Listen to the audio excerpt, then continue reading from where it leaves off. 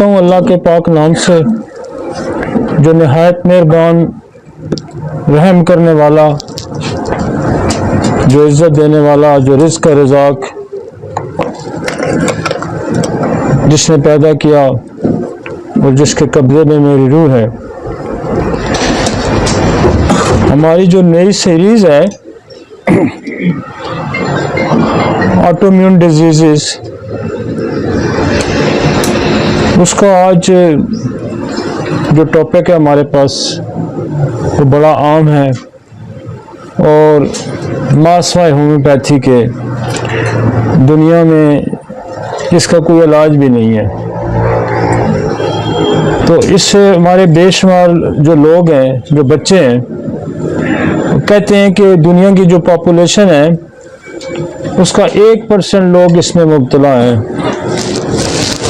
तो ये बड़ा आम टॉपिक है और इसके साथ हमने जीआई ट्रैक का एक और टॉपिक भी हमने रखा हुआ है, अल्सरेटिव कोलाइटिस है और क्रोन डिजीज़ है, उसको भी हम करेंगे और इंशाल्लाह उम्मीद है कि लोग इससे मुस्तफ़ीद भी होंगे और दुनिया भी इससे मुस्तफ़ीद होगी, इस इलाज से, होम्योपैथिक इलाज से। तो टॉपिक पे जाने से पहले मैं आज, जैसे रूटीन है हमारी, एक अफरोज़म का पढ़ना और उसको डिस्कस करना, तो मैं आज का जो अफरोज़म है हमारे पास 189 अफरोज़म बड़ा अहम है और ये 4-5 जो पिछले अफरोज़म हैं वही इसी पे डिस्कस कर रहा है, इसी बात पे ये डिस्कस कर रहा है कि जो बैरूनी बीमारियां हैं, क्या वो बैरूनी बीमारियां हैं जो जैसे कोई स्किन पे कोई चीज़ है, कोई ग्रोथ है, तो ये क्या इनको हम बैरूनी बीमारियां समझें या इनको हम अंदरूनी बीमारियां समझें। तो पिछले 2-3 अफरोज़म भी इसी पे बात हो रही थी, इस दफ़ा भी बात करना चाह रहा है वो। इस बात की थोड़ी सी झलक हमें कायल करने के लिए काफ़ी है कि कोई भी बैरूनी मर्ज, कोई भी बैरूनी मर्ज अलबत्ता कोई सख्त चोट ना हो, बगैर किसी अंदरूनी वजह के और ना ही बगैर पूरे वजूद के तावन से, ना तो वो शुरू हो सकता है, ना ही वो बाकी रह सकता है और ना ही वो बिगड़ सकता है। नतीजन जिस बीमारी की हालत में आ जाता है, ये बगैर बाकी मांदा सेहत के तावन के और तमाम जिस्म के इश्तराक के सेहत में बिगाड़ पैदा नहीं हो सकता। बस जिस्म के तमाम अज़ा मिलकर एक नाकाबिले तकसीम एहसास और फेल पैदा करते हैं। होंठों पर दाने, उंगली का सूज जाना, बगैर पुरानी और बेक वक्त अंदरूनी सेहत की खराबी के नमूदार नहीं हो सकते। वो कहता है कि दुनिया जितने भी जिस्म पे कोई भी ग्रोथ आती है, चाहे वो कोई दाना निकलता है, कोई पिंपल बनता है, मास वाइज सख्त चोट के, ये अंदरूनी जिस्म के जो अफ़ाल हैं, जो साख्तें हैं, उसके बगैर नामुमकिन है, ये नमूदार हो ही नहीं सकते। और जब ठीक भी होंगे तो वो इसी तरह ठीक होंगे कि वो अंदरूनी इलाज से ही ठीक होंगे। तो ये आप कंसेप्ट आप बिल्कुल क्लियर कर लें कि कोई भी ऑइंटमेंट लगाना, कोई भी मरहम लगाना, कोई लोकल सर्जरी करना, काट छांट करना जो है, ये स्किन पे नमूदार होने वाली किसी बीमारी का कोई हाल नहीं है। मास वाए सख्त चोट की वो बात कर रहे, इंजरी की बात कर रहे। लिहाजा जिस्म पे कोई भी चीज़ आती है, कोई भी नमूद होती है या कोई चीज़ भी ज़ाहिर होती है, आप उसको पूरे तरीके से उसकी इन्वेस्टिगेशन करें, उसका कोई कॉजेटिव फैक्टर ढूंढें, वो बीमारी की कोई वजह देखें या वो बीमारी क्या है, उसके मुताबिक उसका इलाज करें। ये बिल्कुल छोड़ दें कि मैंने ऊपर मरहम लगानी है, मैंने इसे निश्चित से काट देना है। लिहाजा वो कहता है ये बहुत ही पुराना फरसूदा निज़ाम था, हम इसको दफन करते हैं और हम ये समझते हैं कि जिस्म पे कोई भी नमूदार चीज़ नमूद होती है या नमूदार होती है, उसका तल्लुक इंटरनल ऑर्गन से है और वो टोटल आपकी जो जिस्म पूरा उसमें इन्वॉल्व होता है। तो ठीक है जी, ये फ्रोजन आपको क्लियर हो गया होगा कि आप जब भी किसी चीज़ का इलाज करें तो ये जहन में रखें कि वो बर्न है, या बर्न भी चोट में आता है, इंजरी है, चाहे वो बर्न्स की इंजरी है, चाहे वो आपको कोई गिरने की इंजरी है, चाहे वो कोई शार्प पैच की इंजरी है, चाहे वो ब्लंट किसी डंडे की इंजरी है, वो सारी इंजरी तो हम कंसीडर कर सकते हैं लोकली। और जैसे उस पर कैलेंडोला लगा दिया या उसको आर्निका इंटरनली खिला दिया, उसको भी हम इंटरनली दवाई खिलाते हैं। और कैंथरस जैसे इंटरनली खिला दी, एंथ्रेक्सिनम खिला दी, कास्टिकम खिला दी, सल्फर खिला दी। जैसे चोट की बेशुमार दूसरी दवाइयाँ, आर्निका है, बेलस है, रूटा है, सिम्फाइटम है, तो ये आप कर सकते हैं। लेकिन आप और कोई उसमें नमूद आती है तो आप उसको एक्सटर्नल बीमारी का नाम नहीं दे सकते, ठीक है जी। इवन देखें ना, मीजल खसरा होता है, चिकन पॉक्स है, हर्पीज है, ये सारी इंटरनल बीमारियां हैं। इसलिए वो आपको ताकीद कर रहा है कि हो सकता है किसी को मीजल हो सकता है किसी को हर्पीज हो सकता है किसी को चिकन पॉक्स हो सकता है किसी को स्केबीज हो सकता है सोराइसिस हो। तो आप उसके ऊपर जो है दवाइयाँ मल के आप चाह रहे हैं कि इससे ये ठीक हो जाएगा, तो बजाय इससे ठीक होने के उससे सप्रेशन होगी, और सप्रेशन होने से इंटरनल ऑर्गन को डिस्टर्ब हो जाएगी। तो इसलिए मना कर रहा है आपको। आते हैं जी इस पे, लाएं जी। तो आज जो हमारे पास टॉपिक है वो है सीलियक डिजीज। सीलियक डिजीज, आगे चलें जी। पहले थोड़ा सा हम टिश्यू देख लेते हैं, इसको थोड़ा बड़ा करें जरा, बड़ा हो सकता है। 4 माइल टाइप ऑफ टिश्यूज हैं, ये सेल 4 बड़े टाइप्स हैं टिश्यूज की। थोड़ा सा मैं आपको ये दिखाना इसलिए चाहता हूं कि आप ये थोड़ा सा आपको अंदाजा हो जाए कि जब हम आगे डिजीज को पढ़ेंगे तो हमें अंदाजा हो कि सेल्स क्या होते हैं, टिश्यूज क्या होते हैं। तो 4 मेन टिश्यूज है, जैसे नर्व्स का टिश्यूज है, नर्व्स के सेल्स हैं, कनेक्टिव टिश्यूज हैं, ठीक है जी, मसल्स के टिश्यूज हैं, और एपिथेलियल टिश्यूज हैं। तो जो ये ध्यान में रखें कि ये थोड़ा सा इसको बड़ा, पहले ऊपर से शुरू करें। ये देखें, ये लेफ्ट साइड पे जो पहली एक आपको पिक्चर नजर आएगी, ये नर्व के टिश्यूज की है। तो आप सोच रहेंगे ये पढ़ाने लगा है सीलियक डिजीज, तो ये टिश्यू क्यों हमें दिखा रहा है? ये इसलिए दिखा रहे हैं कि ताकि जब हमें आगे डिटेल पढ़ेंगे, जब हम आंत के अंदर जाएंगे या मैदे के अंदर जाएंगे, तो वहां हमें एक लेयर मिलेगी कि पहली एपिथेलियल है, म्यूकस मेम्ब्रेन है, एपिथेलियल लेयर है, नीचे कनेक्टिव टिश्यूज है, फिर मसल का टिश्यूज है, ताकि आपको पता हो कि ये टिश्यूज क्या है। तो ये फिर ये टिश्यू जो है पूरी बॉडी के अंदर इनकी कवरिंग है, इनकी लाइनिंग है। तो बाद दफा आप किसी डिजीज की जब पैथोफिजियोलॉजी, जैसे आप गनोरिया की पैथोफिजियोलॉजी को जानने की कोशिश करेंगे, तो क्या वो स्टार्ट कहां से होता है? वो स्टार्ट होता है म्यूकस मेम्ब्रेन से स्टार्ट होगा, जो सेक्सुअल कांटेक्ट से स्टार्ट होगा, फिर म्यूकस मेम्ब्रेन को पहले हिट करेगा, फिर एपिथेलियल को ब्रेक करेगा, फिर कनेक्टिव टिश्यू, मसल टिश्यू, फिर नीचे वेसल्स बड़े हैं, ब्लड वेसल में दाखिल होगा, फिर ब्लड स्ट्रीम में दाखिल होगा, फिर सारे ऑर्गन में शामिल होगा। तो ये लेयर समझाने का मकसद ये है कि ताकि आपको डिजीज को समझने में आसानी हो। हमारे कनेक्टिव टिश्यूज हैं जो जोड़ने वाले होते हैं। ब्लड के अंदर जो सेल्स हैं वो आपको वो ब्लड सेल भी हमने दिखाया है, क्योंकि ये ब्लड सेल जो है ये एपिथेलियल और मसल लेयर के नीचे एक पूरी फौज पड़ी होती है, जहां आपकी डिफेंस मैकेनिज्म सारा होता है। तो प्रोटेक्टिव वो सारा आपका, जिसमें टी सेल हो गया, बी सेल हो गया, ये सारे सेल नीचे वाइट सेल की सारा हिस्सा है। तो इसलिए आपको ये दिखा रहे हैं। और ये एक, ये देखें, ये कौन सा ये है? हाँ जी, हाँ, एडिपोस है। और इसमें आपको ये जो होते हैं, इसके अलावा आपके कार्टिलेज होते हैं। कार्टिलेज जो होती है ये जो होता है ये आप लचकदार हड्डी होती है जो किसी हड्डी के साथ जुड़ी होती है ताकि फ्लेक्सिबिलिटी आपके अंदर हो, लचक आए। जैसे नाक की हड्डी है, ये कार्टिलेज है। तो मुख्तलिफ जगह पे जो जोड़ों के साथ भी कार्टिलेज कनेक्टेड होती हैं ताकि आपको उसके अंदर लचक हो, एकदम हड्डी टूट ना जाए। अब इसके इस राइट साइड पे आपको जो इसकी इकसाम नजर आएंगी, ऊपर करें जरा, नीचे करें जरा। ये बेसिकली एपिथेलियल टिश्यूज है। एपिथेलियल टिश्यूज जो है, ये एपिथेलियल जो टिश्यूज है, ये सारी आपकी जो है बॉडी की लाइनिंग, अंदर की लाइनिंग, बाहर की जो जैसे स्किन है हमारा है, ये सारी लेयरिंग जो है, ये लाइनिंग जो है, ये एपिथेलियल के साथ वाबस्ता होती है। और एपिथेलियल टिश्यू की आगे बहुत सारी इकसाम है।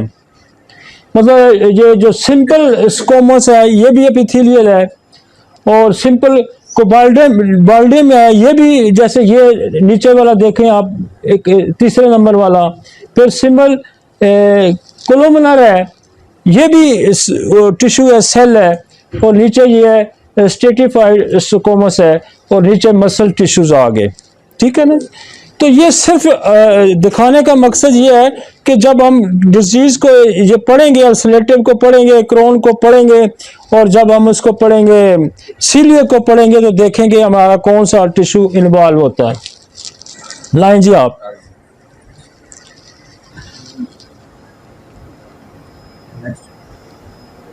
नेक्स्ट स्लाइड लाइन जी।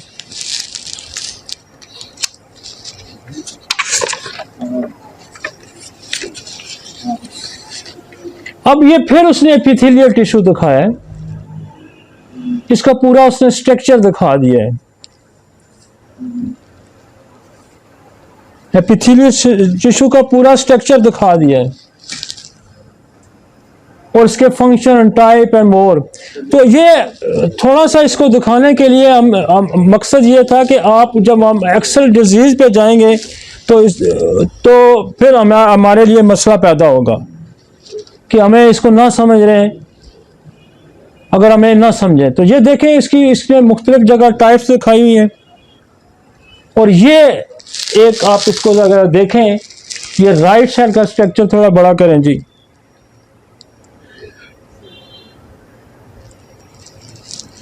ये वाला, अब देखें, ये वो पूरा सेल उसने दिखाया हुआ है जिसके अंदर एक न्यूक्लियस है। थोड़ा सा ऊपर करें जी, थोड़ा सा ऊपर बात। अब ये देखें, एक सेल है, सेल के अंदर न्यूक्लियस है, और न्यूक्लियस के बाहर क्या होता है, साइटोप्लाज्म, जो ब्लड जहां पड़ा होता है, ये वो जगह वो दिखा रहा है कि ये जो डॉट्स हैं ये न्यूक्लियस है, और इसके गिर्द साइटोप्लाज्मा है, ये जो थोड़ा वाइटिश ग्रेइश चीज है। और उसके बाद ये बेसमेंट मेम्ब्रेन उसको दिखाई है, फिर कनेक्टिव टिश्यू दिखाए हैं। तो साइटोप्लाज्मा जो है ये सेल के न्यूक्लियस के बाहर होता है, ये सेल के न्यूक्लियस के बाहर होता है, और न्यूक्लियस के अंदर आपका डीएनए पड़ा होता है। डीएनए जो है बेसिकली मेन रोल है, सारा प्रोग्रामिंग डीएनए करता है, और वो फिर जो है आरएनए के जरिए ये जो आपका साइटोप्लाज्मा इसके अंदर भेजता है, और वो फिर पूरी बॉडी में सारा फंक्शन सर्कुलेट होता है। तो ये आप ये ध्यान में रखें कि जब हम आगे डिटेल में जाएंगे तो फिर आपको समझ आएगी कि जो सीलियक डिजीज है उसमें प्रॉब्लम कहाँ आता है। चलें जी आगे चलते हैं।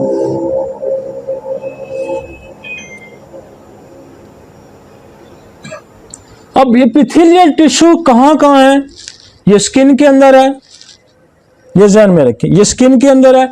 और स्किन के अंदर इसका क्या फंक्शन है, क्या करता है, स्किन को प्रोटेक्ट करता है। ये थायराइड के अंदर है, और थायराइड के अंदर इसका क्या रोल है कि ये सिक्रीट करता है, सिक्रीशन बनाता है वहां से। अब इंटेस्टाइन के अंदर है, आंत के अंदर है, तो वो क्या करता है, टिश्यू वही है, वहां इसका क्या रोल है, ये अब्जॉर्प्शन करता है, खुराक को वहां अब्जॉर्ब करता है और फिर भेजता है ब्लड के लिए। लंग्स के अंदर क्या है, लंग्स के अंदर क्या प्रोटेक्शन करता है ये, और साथ वहाँ जो आपकी गैसेस का एक्सचेंज होता है, कार्बन डाइऑक्साइड या ऑक्सीजन वहाँ एक्सचेंज होती है। लिवर क्या क्या अंदर करता है कि लिवर के अंदर भी ये होता है और वहाँ भी सिक्रीशन होती है। किडनी के अंदर भी ये लगा हुआ है, यही एपिथेलियल सेल की लेयर है, और वहाँ क्या करती है, फिल्ट्रेशन का रोल करती है। और जब वो फिल्ट्रेशन खराब हो जाती है तो क्या होता है, फिर क्या होता है, फिर रीनल फेलियर होता है। तो इसलिए ये देखें कि ये एक टिश्यू को समझना इसलिए जरूरी है कि ये टिश्यू हर ऑर्गन के अंदर मौजूद है और इसके डिफरेंट वहां फंक्शंस हैं। ये स्किन के अंदर क्या कि स्किन को प्रोटेक्ट करेगा, ये थायराइड के अंदर क्या कि वो सिक्रीट कराएगा इसके जरिए, आंतों के अंदर के खुराक को जज़ब करेगा, लंग्स के अंदर क्या लंग्स की प्रोटेक्शन करेगा, और साथ साथ वहां गैसेस की एक्सचेंजेस के जरिए होंगी, और लिवर के अंदर सिक्रीट करेगा और किडनी के अंदर फिल्ट्रेट करेगा। ठीक है जी, आगे आए। अब ये हमारी आंत है, लुमेन ऑफ स्मॉल इंस्टेटाइन। अब ये जो यू यू यू यू जो बने हुए हैं, इसका मतलब ये है कि वो खुदा ने ये ऐसा किया है कि आपकी थोड़ी जगह में ज्यादा चीज रख दी है, ये फोल्ड कर दिया, फोल्ड हुए हैं ये, लेकिन यहाँ सारी खुराक अब्जॉर्ब होगी। लेकिन जैसे 10 मीटर के एरिया में 1 मीटर जगह दी है, जैसे आपका कर्टन होता है ना, कर्टन कितना बड़ा होता है, लेकिन वो उसको जब फोल्ड करते हैं तो उसको छोटा हो जाता है। तो ये नेचर ने, चूंकि आंत के अंदर इतनी स्पेस छोटी उसकी डायमीटर होता है, उसके अंदर उसने इतनी कैपेसिटी रखी है कि बहुत सारी खुराक का वहां एब्जॉर्प्शन हो जाए, इसलिए उसने इसको फोल्डिंग बनाया है। उसको इसने relationship between villi and micro villi of the small. अब इसके ऊपर ये छोटे छोटे, इधर देखें, ये जो एक है माइक्रो विलीज है, और ये जो है आंत का एक डॉट उसने बना, इसके ऊपर इस तरह बुर्श लगे हुए हैं। जब आपने ओजरी देखी होगी बकरे की, उसको देखते हैं तो उसके अंदर बुर्श टाइप चीजें लगी होती है। बुर्श जो लगे होते हैं बेसिकली यही ऑब्जॉर्व करते हैं खुराक को। ये देखे ना, इसके अंदर आपने उसको, एक थोड़े बड़े होते हैं उनको विलीज कहते हैं, और एक माइक्रो विलीज होते हैं जो बिल्कुल बारीक भी होते हैं। तो बारीक से बड़े में अब्जॉर्प्शन होती है। देखें खुदा ने कितना एक निज़ाम रखा है कि आप जो खुराक खाते हैं उसको लिए अब्जॉर्प्शन के लिए एक लंबी शीट की ज़रूरत है, तो उसको उसने फोल्ड करके लिखी है ताकि सारी चीज़ें उसमें छोटी जगह में मसला हल हो जाए। अब समझ, यहाँ ही खराबी पैदा होगी जब हमारा सीलिक डिजीज जिसका हम जिक्र करने जा रहे हैं, वो खराबी यहाँ ही होगी। अब देखें, अब थोड़ी सी बड़ी तस्वीर आ गई है। ये देखें ना, ऊपर जिस तरह किसी दीवार के ऊपर वो ऐसे निकली होती हैं, ये बेसिकली विलेज हैं, ये देखिए ना। और ये जो डॉट्स हैं, एक सेल के अंदर दूसरी टिश्यूज के दरमियान ये डॉट्स हैं, ये इन्होंने कनेक्ट किया हुआ है इसको। अब खुराक जो है ना, वो ये देख रहा है कि उसका ट्रांससेलुलर रूट जो है वो देखें एक सेल के अंदर से भी आ रहा है, और एक ये जो जंक्शंस हैं दोनों के, इनके बीच से भी आ रहा है। ये जो लेयर है इसकी एपिथेलियल लेयर की, इसके ऊपर ना एपिकल मेम्ब्रेन्स होती है। मेम्ब्रेन का रोल होता है कि गट को जो है ना वो लुब्रिकेट रखना, वो कोई ना कोई सिक्रीट करता रहता है। तो ये टाइट जंक्शन, ये जो आपस में जुड़े हुए हैं, ये टाइट जंक्शन है इसके। और ये नीचे बेजल और लेटरल, ऊपर करें थोड़ा सा इसको, ये बेजल मेम्ब्रेन है, ये लेटरल मेम्ब्रेन है, और ये देखें एक बिल्कुल नीचे और एक दरमियान में, यहाँ भी मेम्ब्रेन्स हैं, इनका भी एक रोल है। अब बात आपको समझनी है कि असल जो हमारी खराबी आएगी वो जो ऊपर विलेज है, जो ऐसे ऐसे यहाँ खराबी आएगी जब ऑटोम्यून कोई आपका बॉडी के इम्यून सिस्टम किसी न किसी वजह से जब ट्रिगर करेगा तो यहाँ वो ट्रिगर करता है, किसके खिलाफ ट्रिगर करता है, ग्लूटेन के खिलाफ करता है। जो हमारा ग्रेन्स है, जो हमारा गंदम है, या हमारी जौ है या ओट है, इसके अंदर एक एलिमेंट है जिसका नाम है ग्लूटेन, और ये ग्लूटेन के खिलाफ इसकी फाइट होती है। हर बंदे के अंदर नहीं होती, लेकिन वो इम्यून सिस्टम जब किसी वजह से एक्टिवेट हुआ तो उसने ग्लूटेन के खिलाफ जंग शुरू कर दी। अब जब ग्लूटेन के खिलाफ उसने जंग शुरू की तो क्या ये जो विलेज हैं इनको उसने फिर मारना शुरू कर दिया, इन सेल्स को भी। तो जब ये सेल हमारे मर जाएंगे तो ये जो आपके वो है विलेज, ये मरेंगे तो क्या होगा कि वहां अब्जॉर्प्शन जो है वो खत्म हो जाएगी। अब्जॉर्प्शन खत्म हो जाएगी तो क्या होगा कि वो बॉडी के अंदर खुराक अब्जॉर्ब नहीं होगी, उसको मोशन शुरू हो जाएंगे, वो अनीमिक हो जाएगा। तो वो बाकी हम डिजीजेस को डिस्कस करेंगे, लेकिन आप पहले मैकेनिज्म को समझें, ठीक है ना। आगे जरा चलें। हाँ, ये अब यहाँ बैटल फील्ड सारी आ गई है, थोड़ा सा इसको बड़ा कर सकते हैं। ये बैटल फील्ड सारी आ गई है। ये इंटेस्टाइन है, ये हमारा एपिथेलियम है, कोलोडियम है, और ऊपर देखें, ये ऊपर हमारी खुराक पड़ी है। ये जो पीले पीले चीजें नजर आती हैं, ये ग्रेडियंट का मतलब है ग्लूटेन यहाँ पड़ा है। और ये इधर वाली अभी फिलहाल दिखाएं, ये और ये जो कमेंसल बैक्टीरिया है कि जो आपका फ्रेंडली बैक्टीरिया होता है, ये पूरा इसके अंदर पड़ा होता है, पूरे फ्लोरा के अंदर, जो बहुत सारी चीज़ों को ये डिफेंस करता है। ये है जरासीम है, लेकिन आपके लिए मददगार होता है। खुदा ने जरासीम के लिए, फाइट के लिए भी जरासीम भी यहाँ रखे हुए। और ये इकोलाई है। आप कहेंगे यहाँ इकोलाई का क्या काम है? इकोलाई भी नॉर्मल हेल्दी जो गट है उसके अंदर रहता है। सम स्ट्रेन्स इसके खतरनाक होते हैं, सम स्ट्रेन इसके जो है फ्रेंडली होते हैं। तो ये जब यही इकोलाई जो फ्रेंडली पोजीशन में रहेगा तो आंतों में इन्फेक्शन पैदा करेगा, या यूरिन ट्रैक में चला जाएगा तो वहाँ इन्फेक्शन पैदा करेगा, वहाँ आपके लिए बहुत बड़ा प्रॉब्लमेटिक चीज़ बन जाती है। लेकिन यहाँ जो रह रहा है ये आपको तंग नहीं कर रहा।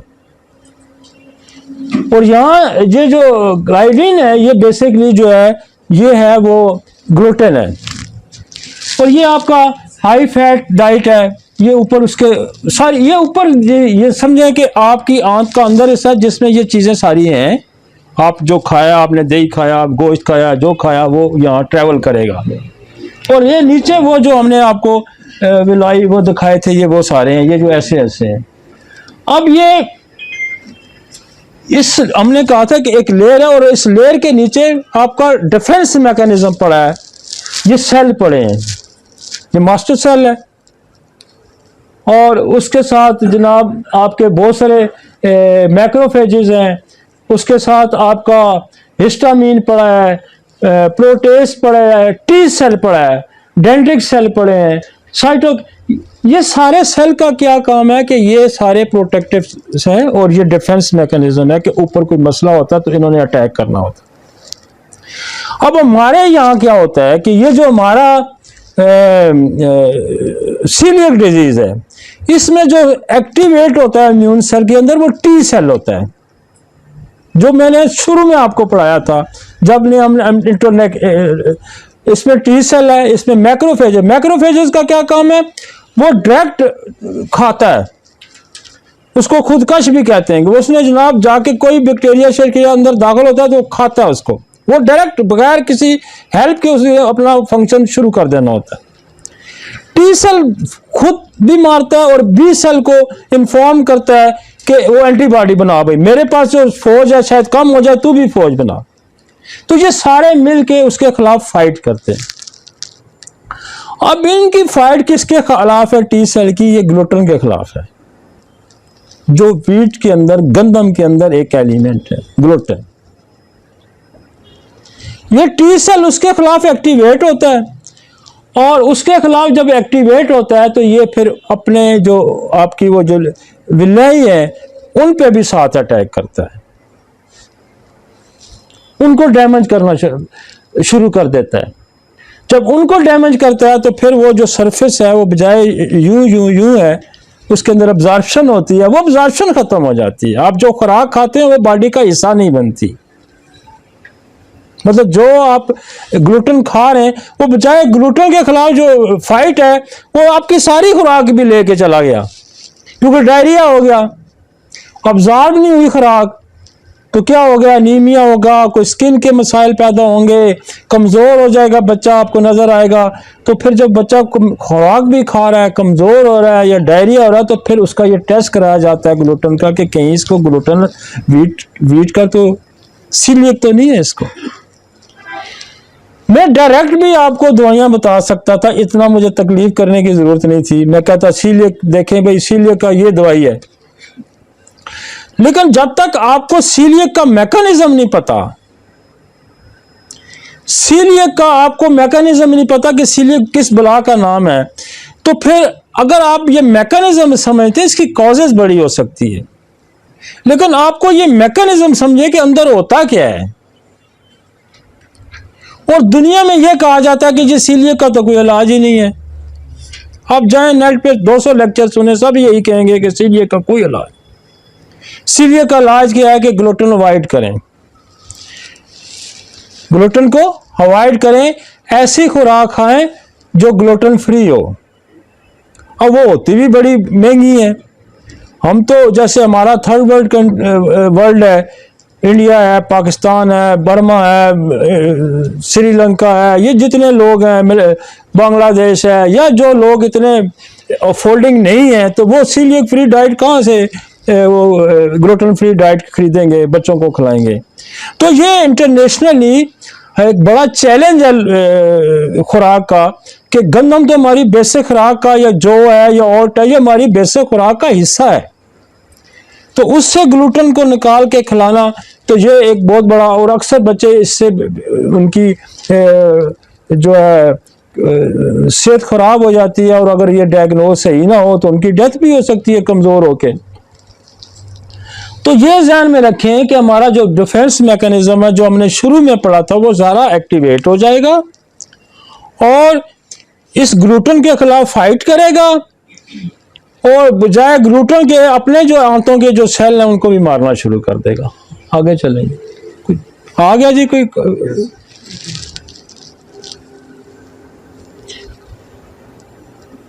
वो कहता है जो वैसे उसने barrier, intestinal barrier compound of sphere wedge providing the protection against the microbial invasion. वो कहता है कि हमारा जो आंतों का जो निज़ाम है, ये मुख्तलिफ बैरियर की से जो है वो बना हुआ है, जो कि फौरन उसके खिलाफ ये प्रोटेक्शन प्रोवाइड करता है। Cell of the central enteric nervous system invade in the lamina propria not shown to internal luminal content. अब वो कहने का उसका मकसद है कि ये जो हमारा एपिथेलियल सेल है, इसके नीचे कनेक्टिव टिश्यू है, इसके साथ मसल है, मेम्ब्रेन्स हैं, ये सारे जो है ना फिर इसमें, और उसके पीछे नीचे प्रोटेक्शन जो आपकी डिफेंस मैकेनिज्म सारा पड़ा है, जो सेल्स हैं आपके वाइट सेल, उसके जो अक़साम हैं जैसे मैक्रोफेजेस है, टी सेल्स है, बी सेल्स हैं, तो वो एक्टिवेट होते हैं। बार बार वही समझा रहा है कि वो एक्टिवेट होते हैं, वो ग्लूटेन के खिलाफ उन्होंने जंग करनी होती है, जो फिर जंग ये मैदान बन जाता है, उसको भी मारो, फिर अपने भी साथ मारे जाते हैं। समझ आई आप?